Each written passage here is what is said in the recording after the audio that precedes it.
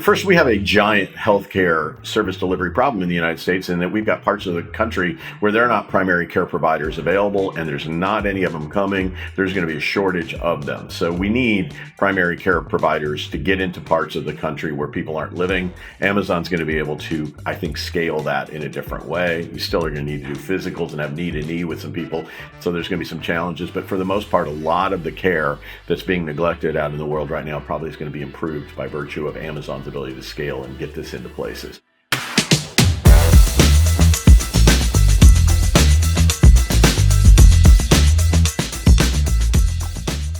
Hello, today I am talking again to returning guest Joseph Michelli. So, as you might remember, Joseph Michelli is an expert in customer experience. He is a psychologist by training. He's also a best-selling author, multiple books. That one there is the one we talked to him about last, which is called Customer Magic, which is actually about one of our clients. It's about Macquarie Technology Group in Sydney, in Australia, who are a telco who have a fantastic world-beating customer experience story. And so that's a great book. And there is an episode on the podcast with Joseph and I talking about Macquarie Technology Group and Customer Magic. But today we're talking about One Medical, which is his new book, which is just about to come out, called All Business is Personal. So imagine going to a doctor and getting the type of care that you might expect if you were to have the love child of the Ritz-Carlton, which is another book he's written about Ritz-Carlton, the love child of Ritz-Carlton and, I don't know, your doctors, I guess, which is not my experience going to a GP in the UK. But One Medical was started by one doctor who said, the healthcare experience is shocking. We can do better than this. And it's not just that the service is excellent, but that the performance of the business is absolutely staggering. They have a net promoter of 90 plus. The patients that come through their system, they go to accident and emergency 40% fewer times. The staff who work in their business have lower turnover, which is amazing because normally healthcare has a very, very high churn. So not only is it an amazing service business, people pay money. You have to pay money out of your own pocket over and above your insurance costs to be a member of One Medical. And they did amazingly well, and Amazon bought them recently for $4 billion. So it is a fantastic story. So it'd be great to pick Joseph's brains, find out what's at the core of this business and how did they do it, and a fantastic book. So also that will be out soon on all good bookshops. So fantastic conversation with Joseph. Lovely to have him on again. I think he's the only guest I've had on 4 times. So brilliant. Welcome back, Joseph Michelli. Hi, it's Joseph Michelli. I help leaders create loyalty and referrals from their existing customer base. That's what I do. Ooh, loyalty. Do you have a technical definition in mind? I always think of it as simply repeat business, because I think it gets very difficult to translate in terms of KPIs unless you talk about that. And then when I think about referrals, I really am talking about what percentage of your new customers come in thanks to the suggestion of your existing customers. So those are the way I look at it in a very pragmatic kind of way. Obviously, there are lots of drivers to what it takes to get somebody to be loyal, and even more, if they're loyal, to get them to say your name in the public square. It's interesting. So when I was at Rackspace, and, I'd rolled out Net Promoter Score because Fred had written about it in the Harvard Business Review, and we were looking for some metric. We did a survey, and, we asked our customers, like, how did you get here? Because, of course, until we realized that we should be asking them, we hadn't been asking them. And people said, oh, somebody told me about you. And then, you get talking to people and you sort of say, well, we're a web infrastructure business. We're like the plumbers of the internet. What we do is a bit dull. So how did we come up in conversation? And they said, oh, I was at a barbecue and some guy said, who do you host with? And you're like, man, that is a terribly dull barbecue to be at, that people are talking about web infrastructure at a barbecue. But you just like, don't invite me to that barbecue. But in that context, then people have thought it's, feel passionate enough about a B2B product, infrastructure product. It's not like hair and beauty. It's not going to make you richer or sexier or faster or live longer. It's just, where does your website live? And people talk about it. And, we were chatting before we were recording about people copying, what you do. We would say, look, our existing customers grow, the revenue from our existing customers grows up 4% a month. Our larger customers, 4% a month. Even if we do nothing, even if we don't win a new customer, like we're growing 4% a month. We'd say that and our competitors would hear us and we would say it's all through word of mouth. Then there's this massive gap. They can intellectually understand what it is you've said that you do, but none of their customers are ever referring them ever. And they're absolutely at zero. It's such a big gap. It's such a sort of like, where would we start? How would we get this? How would it not be shit? In the end, people go, do you know what? I think we should just cut some costs because if we had a higher margin, then, that's one way we could compete.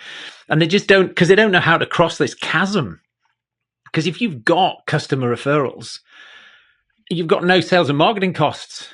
Yeah. And the more you focus on cutting those costs, what you're really doing is trying to commoditize yourself in terms of just being a product focused business. We're talking about an experiential value proposition where people do feel some emotional connection to a brand beyond the transactional value the brand brings to them, peace of mind, potential for growth, the give a damn factor. They give a damn about me and they don't just transact business as if I'm just an object to them.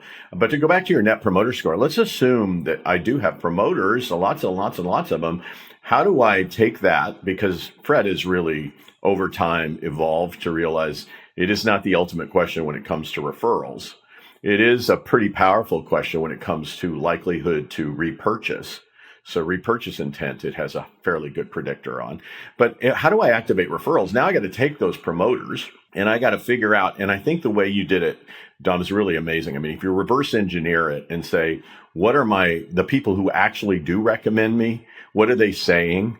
Where are they saying it? What can I do to better understand why they would say it so that I can activate those mechanisms inside of my loyal 9s and 10 promoters on an NPS score, right? Like, how do I help them help me tell more about the opportunity they have to work with us? Can we just keep talking about referrals for a bit? Oh, sure. I've got some things that, that I've used, tools I've used before, but what are some of the things that, you've covered some fantastic businesses in your career and written books on many of them. But what are some of the referral strategies that people are using? Like, how do you activate those 9s and 10s? One of the first things you have to do from the beginning of a relationship with any customer is saying, I want to earn a 9 or 10. And I don't want you to ever give me a 9 or 10. I want to have, without doubt earned it from you. So that I need you to know that. And if I do, I just want to let you know I am in a referral business. So from the beginning, you kind of got to say, I'm fully committed to giving you a rock star experience. And by the way, I also am living and dying by being able to have people introduce me to other people for whom that experience can be there. The other thing you have to do early on is suggest that if you do make that referral, I'm still going to be here for you. The challenge of people's referrals is that they may love you a lot, but worry that if they actually start telling people about it, your service levels to them will go down. And I think that's a psychological think about the restaurant, that like quaint little restaurant that you only know about and you kind of want to tell people, but on the other hand, it's going to be harder to get a reservation on that Friday night like you can now, given its current traffic. So there is a real element in understanding that. I also think you have to appeal to the fact that people want to be in the know and share with people they love things that make them cool by referring. So the referral process is a coolness factor. Like, I am so smart, I chose them, and I want to tell you how smart I am by telling you how smart they are, right? I mean, it's a very strange psychological reality that we're getting at.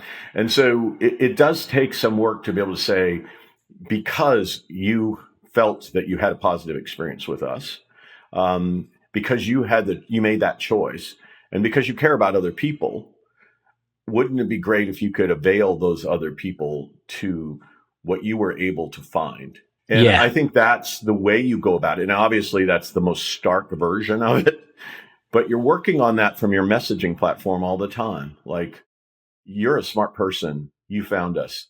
Make that happen. Yeah.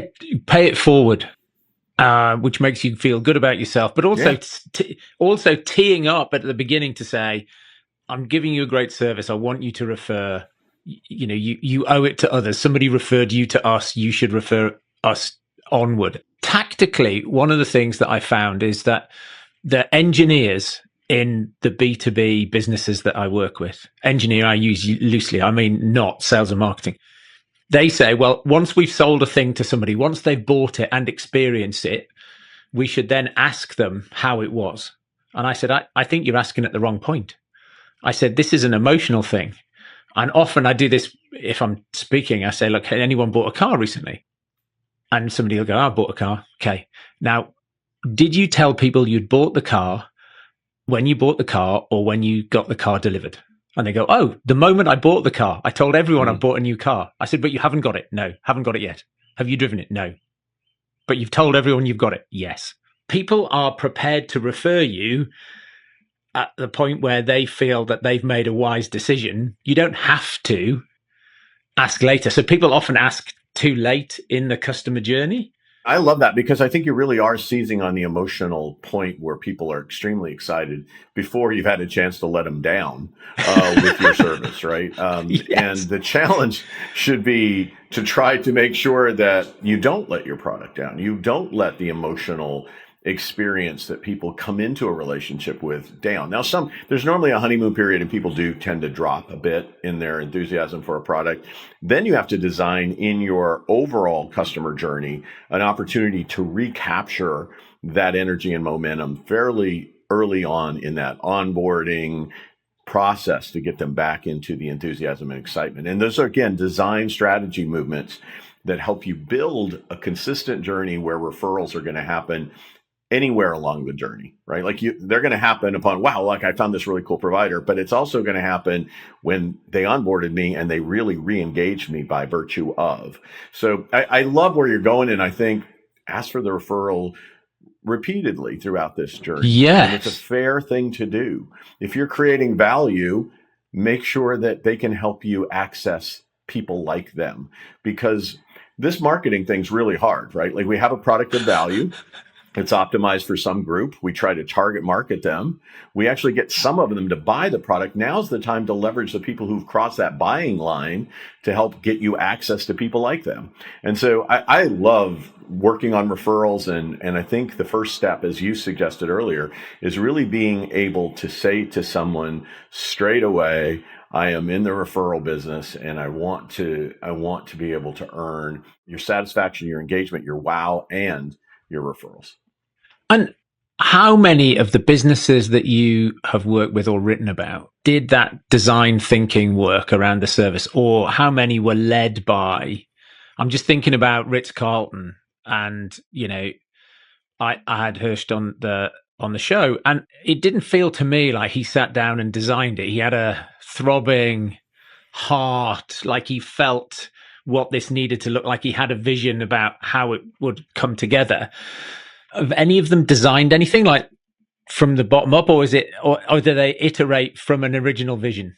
That's a crazy good observation, particularly about Horst, who's a good friend of mine, and we talk probably once a month. So Horst was doing it without having a formal design process in place. Like he didn't have a touch point journey map and it was on the wall and, oh, no, that would not be Horst. But Horst was walking into the building and he was saying, what's creating value here? And what do we need to do more of? What do we need to do less of? How do we maximize value at every touch point? So he was doing it. It was just inside of this magnificent brain of his. Other brands like Mercedes were so far off. They were not doing it at all. They were doing no value mapping along the journey. They were value mapping every part of the design of the vehicle and not value mapping any part of the journey. Thus, we had these dealerships where people would come in and buy a $120,000 US, S-Class, and they would write the CEO and say, it was almost as if they, were giving me the privilege of purchasing this car the way they treated me. Like it was such disrespectful. So, in that case, we really did get down to every touch point needed to be analyzed, which we did. We had to train people on the most high value touch points. We needed to train them on best practices to execute at those high value touch points to drive metrics that we were wanting to compete on in the marketplace. Here in the US, that's JD Powers. But beyond that, we also had to get some some ability to get emotional, to drive delight, thus the title of the book, Driven to Delight. We had to drive that emotional charge, delight, not just a satisfying journey that would show up in the J.D. Power's customer satisfaction index. And what were some of those things that you found? It was everything, it seemed like, in their world. But, there's things like some of it was really simple. Like, we're trying to sell a car that has monster technology, not all of which you could demo, on the showroom lot. So just having an iPad where we could demonstrate to you some of these incredible technology features had multiple emotional value, and it actually increased the overall sales price of the car by about $500. In other words, if we could show you all this value that we were otherwise not being able to, we were leaving, outside of your consciousness, we could show it, and we could demonstrate it by using technology itself, right? Like, we're telling you about this amazing, these anti-lock braking individual sensors on every wheel, so the car is smarter than any human could break it, right? But we can't do that unless we lever, and we were doing that like on a piece of paper, right? Like, it was not resonating that this truly was a technology progressive brand that could, create an enveloping experience in the showroom. So I guess what I'm saying is that we had to look at all of those things and say, what's going to drive delight, what's going to drive emotional engagement, and what's going to create the sense of value that they're going to enjoy when they drive this car. And was that on the back of that when they decided to acquire some of their dealers and be fully integrated so that they could manage it all the way to the customer? Yeah, originally it was only one owned and operated dealer in the U.S., and that was in Manhattan. And the beauty of having a small number of those, and in any case, is you can test lots of new ideas in the customer journey. So I'll just give you the Manhattan store before you talk about getting more and more dealers involved. But in the Manhattan owned and operated store, we were doing things like RFID chipping vehicles for near field beacons, right? So when you brought your car within about a block of the Mercedes dealership, that beacon would fire, and it did two things. It set a ticker board as you arrived with your name on it, welcoming you as you drove your car in. And it sent a task on the pager of the employee to come down curbside, so that your concierge would meet you curbside. Your service concierge would meet you curbside when you came into the service bay. So these were things we could test when we got that. And then when we showed that there was value, and we worked through whatever the privacy issues were, with just slapping those things on cars without people's permission, then we could roll it out and say, look, we're getting great emotional engagement scores upon arrival, because we are personalizing that experience with a blend of technology and humans, which is really where my world goes these days. I live in how do we make technology make human connection greater, as opposed to how do we just get more chatbots available so that people can conveniently get questions answered, but in a hugely commoditized transactional way. That's a great segue into your latest book, which I see bigger than life size behind you, at least a little bit of it.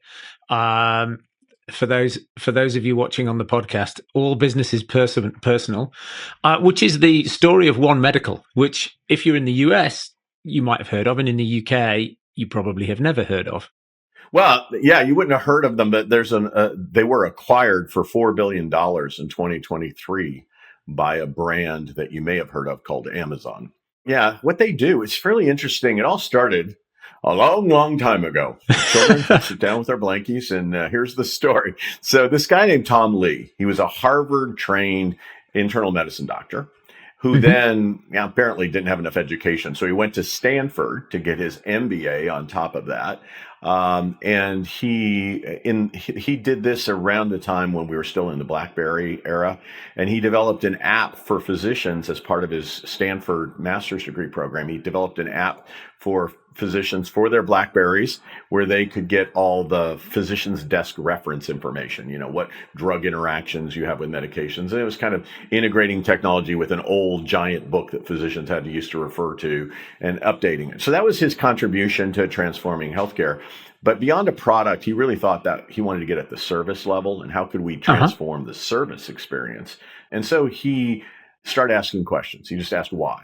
Why here in the United States do we need to go and sit in a waiting room at a doctor's office, only to then sit in an exam room waiting for the doctor to come into the exam. So we have like these two waiting areas, if you will, in the waiting room, sit in the exam room, partially attired, waiting for the person to come in, right? And so those kind of questions. Why did we always have to schedule those appointments by phone? Why do we have to call in to get an appointment? So in the early days, you just start challenging all of the assumptions that are involved in delivering primary care. And he said, I'm just going to try something different. And he created this, he had got a bunch of technologists. They were based out of the San Francisco area, Silicon Valley. Got a bunch of technologists to help him develop an app where people could make their appointments online, where physicians and providers could do medical records long before the electronic medical record. They were integrating AI to be able to, capture what was happening in the exam room with the permission of the patient, so that the provider didn't have to pay attention and treat the chart, and so that the provider wasn't writing chart notes in their jammies late at night, right? So that was the journey. And he did what Gilmore and Pine said in their legendary book, Experience Economy. He did it so well that people would pay admission to have the experience. Right. They were not, they still had to bill their insurance for all their care. Like the insurance was still the primary payment for the care.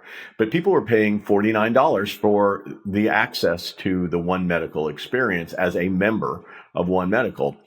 And the gist of this was it was in such a time that they didn't have, e-commerce. So he asked his people if they would send in $49 via a check to him. Some did, some didn't. He kept them all in there in the membership early on. But now, Amazon bought them. And now for $99 US, you can be a member of this experience as part of the Prime offer that Amazon has for expedited delivery and other benefits. So it has really been an integrated part of membership, the Prime membership of Amazon, and now membership to One Medical, or Amazon One Medical as they're referred to today. So is it virtual or is it in person?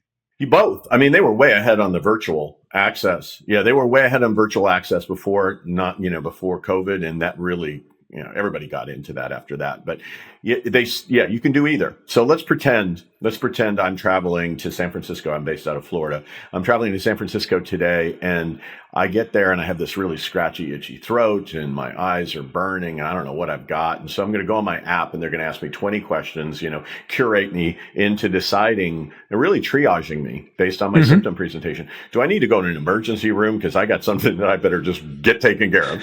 Or is it something I just push this button that says, treat me now? And within a couple of minutes, they will access a provider for me for a video chat on my phone, which is going to be a provider in California, right? Licensed in the state of California, because they have to have that provider there. Let's assume I just need a medication. They'll be sending it to, Amazon Pharmacy, which is integrated with them. They can immediately ask Amazon Pharmacy to ship it to my hotel where I am. I could get it same day, probably in San Francisco. And then by that night, I'm taking the medication, ready for my event the next day, when I'm found that I break my leg in Milwaukee and need to go through the whole same process. So. But it's when he started it doesn't sound again like he's the CEO founder is somebody who is doing a design process. He's just going, this is just awful. Like, I was just thinking that the one place in the UK, maybe there's a few places, but certainly if I think doctor surgery in the UK, I think that is the last bastion of no customer service or denial of service. Ignore you, treat you badly, be rude. Doesn't matter what they do, you will keep coming back because there is, it's free. And so there's, why would you pay? Most people just keep putting up with it. And also because it's doctors, and doctors are so important. That's why you end up sitting around, because they're important.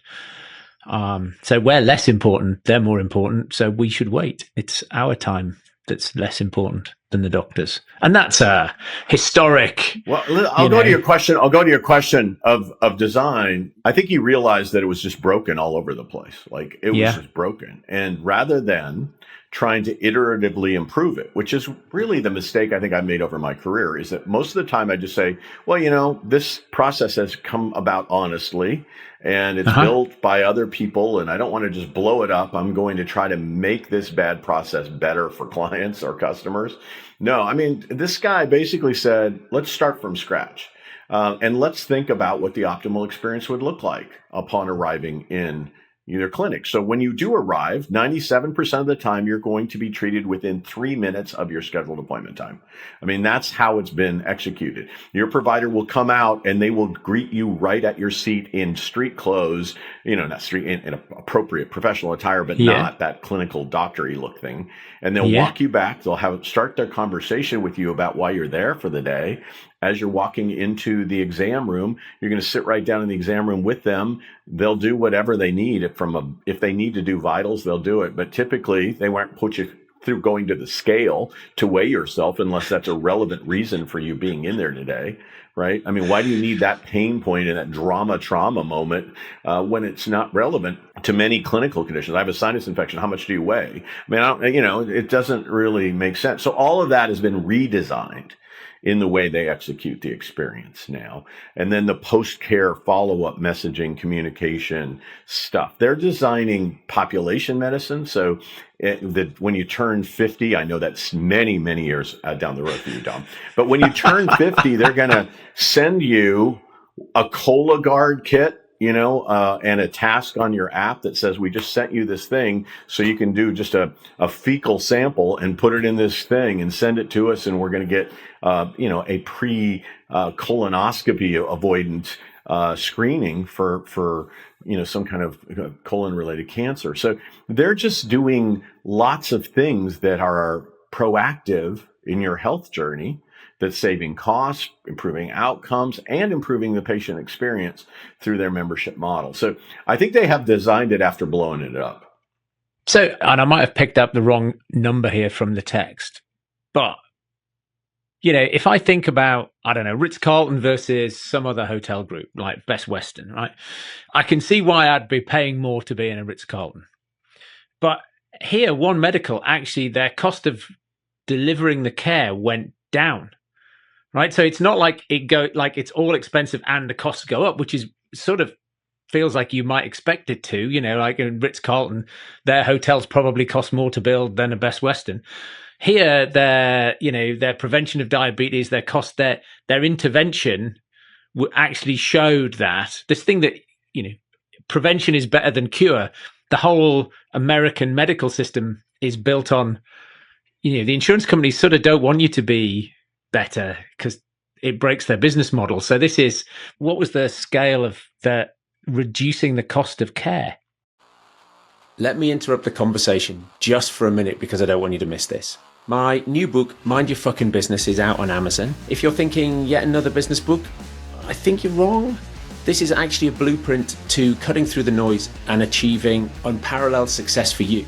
It's based on 10 years of business coaching, spotting similar problems that people have had and coming up with real world solutions. If it's supercharging sales, if it's mastering talent acquisition, building a powerhouse brand, cultivating a company culture that breeds success, then this book is a ticket to your transformative journey. It's filled with practical tools and frameworks that I use every single day with my clients as part of their coaching program. If you want to take your business from good to great, look, you can go to Amazon and you can buy it, or you can click the link in the show notes and head over to monkhouseandcompany.com. I'll send it to you today. I'll send you a copy for free.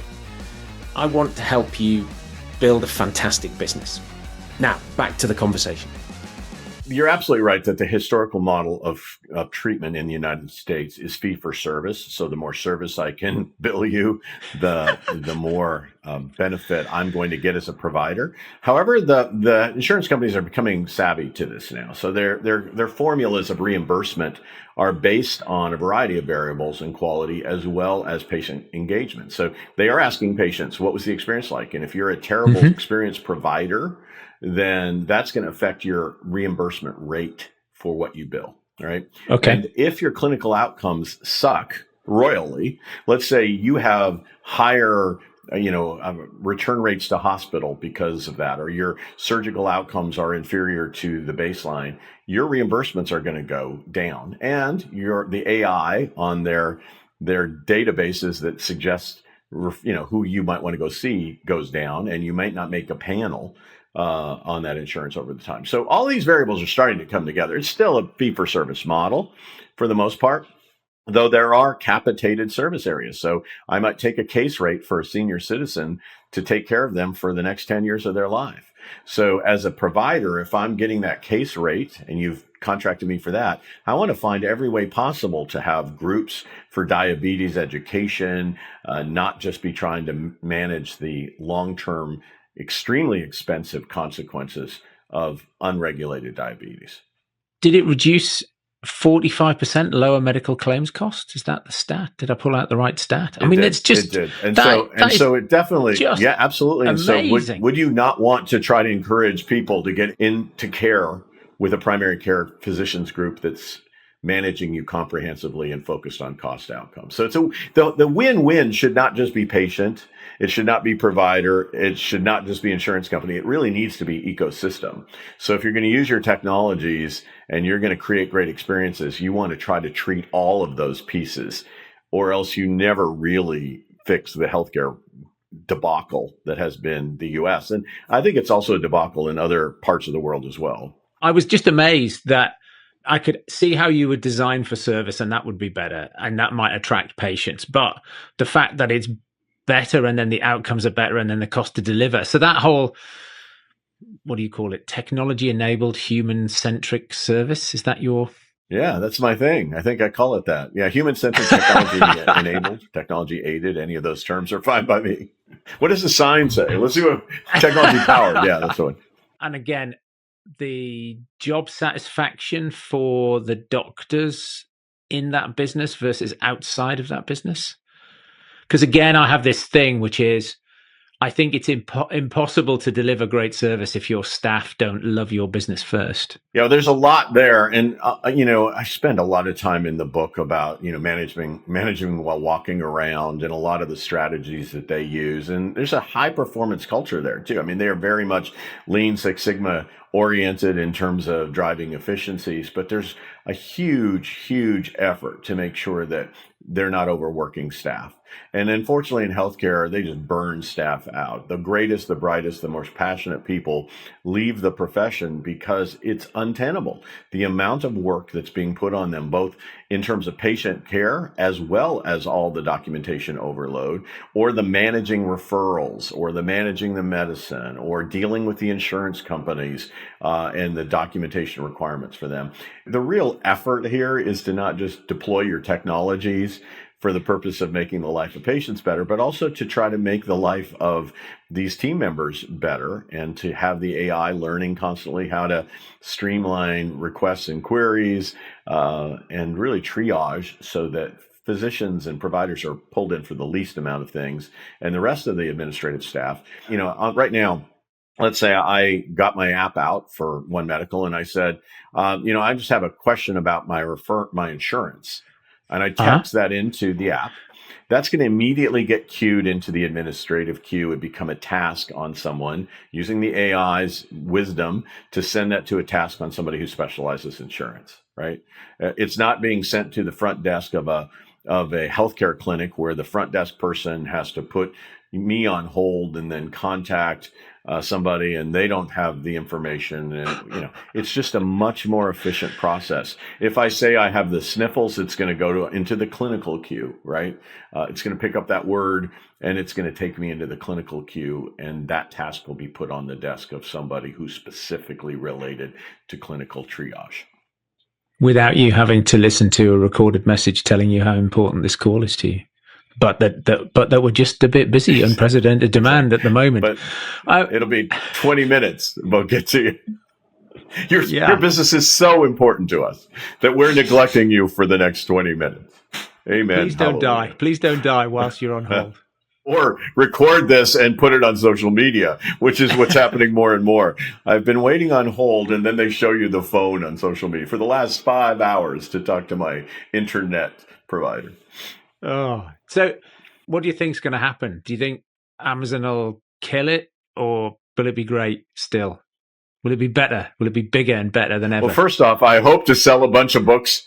On Amazon. So I have to. Can you ask me this question? After the book is out there for a while. Well, I think there is risk to Amazon being involved, and there's benefit. I mean, obviously, The scalability of the Amazon value proposition is amazing. The ability to, first, we have a giant healthcare service delivery problem in the United States, in that we've got parts of the country where there are not primary care providers available, and there's not any of them coming. There's going to be a shortage of them. So we need primary care providers to get into parts of the country where people aren't living. Amazon's going to be able to, I think, scale that in a different way. You still are going to need to do physicals and have knee-to-knee with some people. So there's going to be some challenges. But for the most part, a lot of the care that's being neglected out in the world right now probably is going to be improved by virtue of Amazon's ability to scale and get this into places. That said, Amazon is a supply chain business. I get it. They're also in the cloud and a lot of other things. But for the most part, really their strengths are in supply chain. So that tends to be more product and process focused than people focused, generally speaking. And as a result of that, I would suggest to you they're going to have some challenges understanding how to translate the technology and not lose the soul of the humanity of the experience delivery. So I think we're in an early chapter in that book. We'll see how it plays out. But the book that I've really built for the most part is why would Amazon want to buy a company like this? And that's what we currently have out on the table. So is it getting good enough to fake sincerity? Like, because at the moment, good customer service has to be delivered by, or amazing customer service has to be delivered by people who get joy from giving it, because otherwise it's never great. It's just okay, right? You go into a bar or a restaurant and the server does an okay job and you leave and it was an okay experience, and the decor and the food are the same and the server is amazing and you have an amazing night, right? Like, the human interaction creates the experience. How close are we that, not in person, obviously, but AI interactions, online, digital AI interactions can fake the humanness of great experience? No, it can do everything else but. I think we're still there, right? Like, that's the place that, let's get real, Dom. At the end of this interview with you today, I will authentically tell you I am appreciative, because I am, right? If AI told you that, you would snicker and go, yeah, right. Yeah. I've never felt that AI could tell me I matter. It can tell me what I like, what I've purchased. It can take all the wisdom of the universe and give me instructions on how to try to communicate that to somebody. But when it gets right down to it, now I say that, and there are people who are falling in love with their AI. Don't get me wrong. There are those AI girlfriends and AI boyfriends and all of that. But people at some macro level know, I mean, they can find themselves seduced into it. But at some macro level, they know this is just software. Human beings can fake sincerity too, though. And we as human beings have come to learn a lot about how to read when people are authentic or not. And so having inauthentic people and inauthentic AI, neither of them get you very far. So you want to hire people who actually care about people, or, you need to be able to fake it a lot better than AI is doing it right now, for sure. Because I don't see anything that sells me on it cares about me.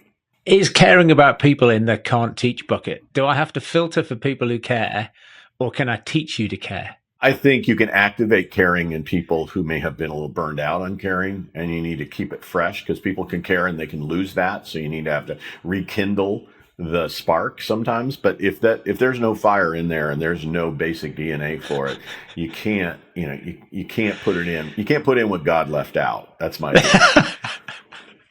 When you think about technology and human interaction, what are you most excited about? Is there a gap where you go, I think this is where the people and AI are going to come together and solve this problem that has so far been unsolved? Or I think there are problems we can't even begin to imagine are going to get solved with the combination of AI and humans. Anything where we need complex analysis of themes and data that AI can help us process. And then we have humans who are willing to take what it learns and come up with new ideas about how to forge forward. We're going to be great. I think the problem is that people don't really understand the difference between AI and human reasoning and the unique value propositions thereof. Looking at macro trends and being able to deal with massive data sets at a level we could not begin to parse is the future benefits of this. But it's not going to innovate in the truest sense of innovation, because it's designed to just build on what is. And so the notion of thinking outside of the box, no, it is the box. It is so much of what's in the box. It's going to help us understand, appreciate, and use. But I'm still convinced that true creativity is human. And so what you see is little micro shift innovations within AI. Try to get AI to write a song. It's going to be a lot like a lot of other songs that have been written. It's not going to be a novel, wild song that has never been even conceptualized. And I think if you take it at that level, that's the same thing with business. The more we're willing to get all of the best threads and say, now what? And how do we do something that zigs when AI would otherwise zag? Fab. That's magic. So when is your book out? Out soon? When's It's out soon, yeah, May 13. So yeah, I'm psyched about that release, and it's available in Audible and all those other forms. So if people want to listen to it without having to pay all the potential tariffs that could be related to purchasing a book from the United States, we'll leave it at that. I think you should be able to access the digital stream fairly easily. Fab. Well, good luck with the launch. What other books, as well as putting this in my pre-order basket, what other books do you think people should pick up if this human-centric, technology-driven, or customer experience thing is something they want to dive more into? I'll give you 4 of them really quickly. For me, The AI-Driven Leader, which was written by Jeff Woods, is, I think, a great book because it really is how do we make faster decisions with AI. I'm a fan of Jeff Blunt's book, People Buy You, really kind of focusing on how do we get them to get the essence of what you are. I love Lead Like Lasso. That's kind of a blend between the UK and the US in that concept, right? Football in our, soccer, football, yeah. So Lead Like Lasso. I just love that series. I'm glad they're having another one come. And I think the wisdom of Ted Lasso extrapolated in that book. I'm trying to remember who wrote it. But it was well done. And then A CEO Only Does 3 Things. It's a great book by Trey Taylor, kind of focusing on what it really takes to a leader to be disciplined and what you want to be known for and the core elements that every business executive should be considering. Fab. Joseph, that's absolutely brilliant. Thank you very much indeed. Where can people find you? Are you everywhere, Joseph Michelli? Everywhere? I am horrid. Yeah, I'm horridly present with my name. So if you can spell my name, you can find me. My Joseph Michelli is my LinkedIn. My website is josephmichelli.com. So, I think you'll find me. Brilliant. Joseph, absolute pleasure chatting to you again. Thanks for coming on. 'Twas my pleasure always. Thank you so much, Dom.